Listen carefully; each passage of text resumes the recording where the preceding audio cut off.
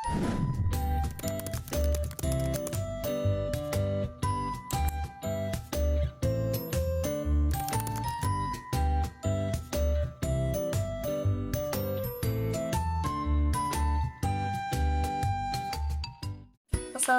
warahmatullahi wabarakatuh. Perkenalkan, kami dari mahasiswa Universitas Pamulang, Fakultas Ekonomi dan Bisnis, Prodi Akuntansi semester 4, dengan mata kuliah Teori Akuntansi kelompok 1. Di sini kami ingin menjelaskan tentang laporan arus kas. Di sini saya akan menjelaskan tentang definisi laporan arus kas. Menurut PSAK nomor 2, laporan arus kas merupakan suatu laporan yang menyajikan arus kas perusahaan dalam periode tertentu dengan mengklasifikasikan transaksi arus kas menjadi arus kas operasional, aktivitas investasi, dan pendanaan. Laporan arus kas berisi penerimaan dan pengeluaran kas. Penyusunan laporan arus kas bertujuan untuk memberikan informasi posisi keuangan perusahaan melalui perubahan kas selama periode tertentu. Selanjutnya ada klasifikasi arus kas dalam laporan arus kas. Yang pertama ada aktivitas operasional.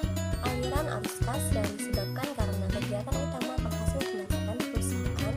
Yang kedua ada aktivitas investasi, aktivitas membeli atau menjual aset jangka panjang, pembelian dan penjualan instrumen keuangan bukan kas. Dan yang terakhir ada aktivitas pendanaan, aktivitas yang melibatkan kewajiban perusahaan berupa utang dan pemberian pinjaman. Selanjutnya metode pelaporan. Metode pelaporan terbagi menjadi dua, yaitu metode langsung dan metode tidak langsung. Metode langsung yaitu melaporkan kelompok-kelompok penerimaan kas dan pengeluaran kas dari kegiatan operasi secara lengkap, dan baru dilanjutkan dengan kegiatan investasi dan pembiayaan. Metode tidak langsung yaitu melaporkan laba rugi yang kemudian disesuaikan dengan perubahan kegiatan operasional, seperti penyusutan aset dan perubahan aktiva atau utang lancar. Metode tidak langsung dapat dilakukan melalui rekonsiliasi dengan menghilangkan beberapa indikator. Yang pertama, pengaruh transaksi yang masih belum direalisasi atau deferral dari arus kas masuk dan keluar dari transaksi yang lalu, seperti perubahan jumlah persediaan deferral income, arus kas masuk dan keluar yang akrut seperti piutang dan utang pendek. Yang kedua, pengaruh perkiraan yang terdapat dalam kelompok investasi dan pembiayaan yang tidak mempengaruhi kas, seperti penyusutan, amortisasi, laba rugi dari penjualan aktiva tetap dan operasi terhenti, laba rugi pembatalan utang atau transaksi pembayaran. Selanjutnya, penyusunan laporan arus kas. Penyusunan laporan arus kas memerlukan yang pertama, laba rugi yang telah lengkap, yang kedua, neraca perbandingan, yang ketiga, kertas kerja untuk membandingkan neraca dalam 2 periode. Contoh penyusunan diawali dengan laporan laba rugi. Pada gambar tertera PT Ezli Bazlia mendapatkan laba bersih dari aktivitas kas dan informasi tambahan pada periode akuntansi tersebut sebesar Rp220.000.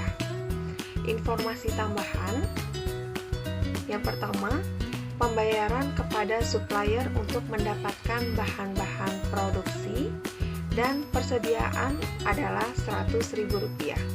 Yang kedua, aktiva tetap dibeli kas sebesar Rp300.000, lalu dijual aktiva tetap senilai Rp210.000 yang dicatat sebagai berikut. Kas didebit sebesar Rp210.000, akumulasi penyusutan aktiva tetap didebit Rp90.000, aktiva tetap dikredit Rp300.000. Ketiga, dipinjam wesel jangka panjang melalui kas sebesar Rp400.000 dan bayar utang pokok wesel sebesar Rp460.000.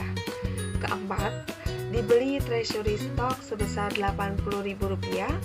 Dan yang kelima, data laba ditahan, yaitu saldo awal tahun 1994 sebesar Rp160.000 dan pada tahun 1994 mendapat laba Rp220.000, lalu membayar dividen sebesar Rp110.000, sehingga saldo pada tanggal 31 Desember tahun 1994 sebesar Rp270.000. Selanjutnya, penyusunan neraca berguna untuk mengetahui pergerakan kas pada aktiva, liabilitas, dan modal. Data dalam neraca berasal dari aktivitas-aktivitas perusahaan yang berhubungan dengan kas selama periode akuntansi, termasuk dengan investasi dan pinjaman. Selanjutnya yaitu neraca perbandingan.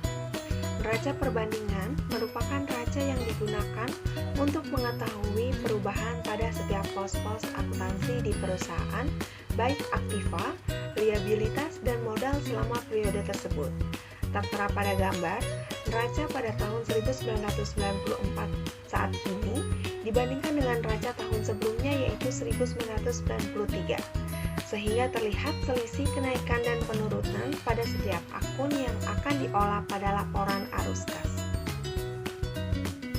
Baik, saya di sini akan menjelaskan tentang direct method atau metode langsung. Dalam metode ini, data yang digunakan berasal dari penerimaan dan pengeluaran kas secara langsung melalui aktivitas-aktivitas operasional, investasi, dan pembiayaan secara sistematis. Informasi-informasi tambahan yang berhubungan dengan arus kas juga dihitung menggunakan metode ini. Seperti dalam contoh, saya akan dalam lampiran sebagai berikut.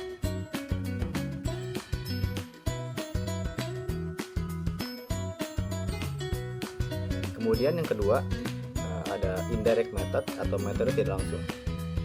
Metode tidak langsung berbeda dengan metode langsung. Pada transaksi yang digunakan dalam metode ini berasal dari laporan laba rugi yang telah dibuat bukan dari aktivitas penerimaan dan pengeluaran kas secara eksplisit. Seperti dalam contoh, dalam lampiran berikut. Sekian pemaparan materi dari kelompok kami yang berjudul dengan laporan arus kas. Semoga dapat bermanfaat bagi kita semua. Sekian dari kelompok kami. Wassalamualaikum warahmatullahi wabarakatuh.